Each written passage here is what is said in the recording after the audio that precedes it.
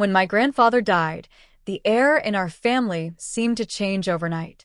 He had been the pillar holding us all together, the kind of man whose quiet dignity commanded respect without needing to raise his voice. For decades, his house had been the place where we gathered, laughed, and celebrated every holiday. But after he passed, that warmth was replaced by a kind of cold calculation, and it didn't take long before I saw my relative's true colors. I wasn't surprised that the will became the center of everyone's attention. My grandfather was far from poor. He had worked tirelessly all his life, building a small but successful business and carefully saving his money. He was generous in life, but everyone knew he had left behind more than just memories. The whispers started almost immediately. Who would get the house? Who would inherit the business? Who would have their share of the savings? I was never the type to care much about those things. My grandfather had already given me the greatest gift, his time and his trust. He taught me how to think for myself, how to build something of my own, how to value integrity above all else. That was worth more than any amount of money to me. But my relatives, well, to them, money was the only form of love they recognized. The day the lawyer read the will, I sat quietly in the corner, watching their faces light up with greed and then darken with suspicion as the numbers and assets were revealed. At first, it seemed my grandfather had been generous to everyone. My aunt was given the beach house she had always coveted. My uncle inherited the company shares. Even the cousins received small but significant sums of cash. When it came to me, though, the room fell silent. My name wasn't there. Not once. It was as if I had been erased from the document entirely. The shock hit me hard, but not as hard as the smug looks on my relatives' faces. My aunt smirked, my uncle chuckled under his breath, and the cousins exchanged glances that told me everything. They knew. They had planned this. Somehow, they had manipulated my grandfather in his final days, convinced him to forget me and his will. Or perhaps they had tampered with the paperwork outright. I wanted to be angry at him, but I couldn't. My grandfather had trusted people he thought were family, and they had betrayed that trust. I felt pity for him more than anything. The days that followed were suffocating. My relatives paraded their new wealth and possessions like trophies. My aunt moved into the beach house and filled it with designer furniture. My uncle immediately sold his shares and bragged about his plans for early retirement. The cousins, careless as ever, burned through their cash on cars and vacations. They didn't just ignore me, they made a point of rubbing it in. At family dinners, they made snide comments about how I must be so disappointed to be left out. They'd laugh about how I got nothing but memories. I smiled, nodded, and said little. But inside, something hardened. They thought they had won. They thought cutting me out of the will was the end of the story. They didn't realize it was only the beginning. You see, my grandfather didn't just leave behind money and property. He left behind something far more powerful: knowledge.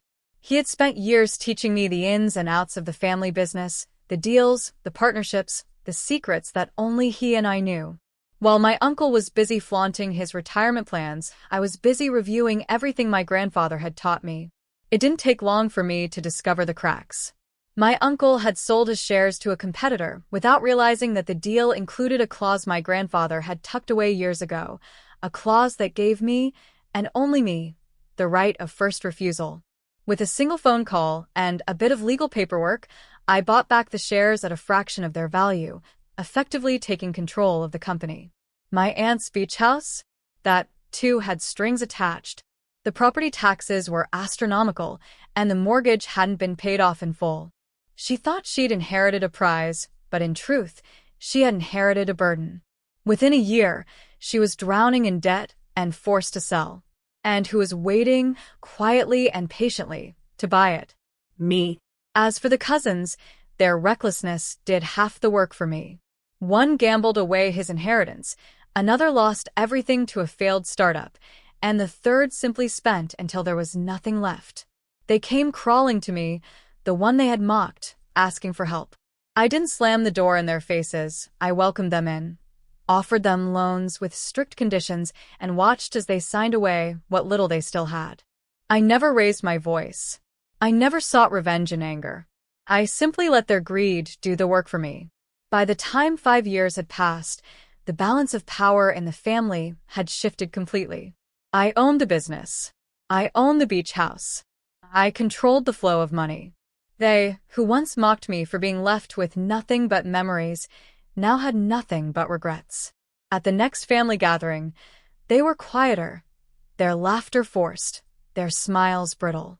I could feel the resentment simmering beneath the surface, but none of them dared speak it aloud. They knew the truth. My grandfather hadn't truly written me out of the will. He had written them into their own downfall, and I had only given them exactly what they deserved. What my relatives never understood was that wealth isn't just measured in money, it's measured in foresight, patience, and the ability to see 3 moves ahead while everyone else is still gloating over their first. My grandfather had trained me in all of this without ever saying it aloud. He left me no inheritance on paper, but he had passed me something far more valuable, the map to their destruction. In the months after the will was read, I became an observer. I smiled through dinners, endured their mocking, and nodded along as they flaunted their new fortunes. But while they were busy celebrating, I was busy studying. I combed through the dusty old files my grandfather had left me, stacks of ledgers, contracts, and personal notes that no one else even bothered to touch. He had written them in his tight, disciplined handwriting, as if he knew I would one day need them. That's where I found the leverage. My uncle, drunk on his sudden wealth, had no idea that the company he'd inherited wasn't just a source of pride. It was a labyrinth of obligations, debts, and carefully hidden weaknesses. My grandfather had known every trick in the book to keep it afloat, but my uncle was reckless, too arrogant to pay attention to details. He cut corners, sold assets too quickly, and burned bridges with partners my grandfather had spent decades nurturing. By the time he realized he was in trouble, I had already moved in from the shadows. I used the clause in the original contracts, quietly purchasing the failing parts of the business until I had taken the crown jewel right out from under him. He never saw it coming. And when he finally did, it was too late. My aunt's downfall was even sweeter. She had always been the queen of appearances, the kind of woman who would rather starve than be seen in last year's dress. The beach house was her trophy, her way of showing the world she had won after my grandfather's death.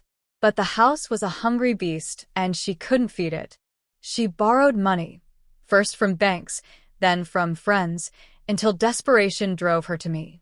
She came to me with a forced smile, pretending it was all just a temporary setback, as though we were still family. I didn't laugh in her face. I simply laid out the terms, harsh, exacting, impossible to sustain, and watched her sign away the last of her pride. When she finally surrendered the house to me, her hands shook so badly she could barely hold the pen. The cousins were easier still. They were young, spoiled, and convinced they were untouchable. But indulgence is its own poison. One by one, they destroyed themselves. The gambler cousin lost everything in a matter of months and came begging. I let him work under me in the company, demoted and humiliated, the same man who once bragged I'd never be in the big leagues. The cousin who tried to start a business? I fed him just enough funding to keep him hopeful, then pulled it at the worst possible moment, ensuring his collapse. The last one, who wasted his inheritance on parties and luxuries, now works a dreary 9-to-5, watching me drive past in the car he once mocked as too modest. But I didn't stop there. The real revenge wasn't in stripping them of their wealth.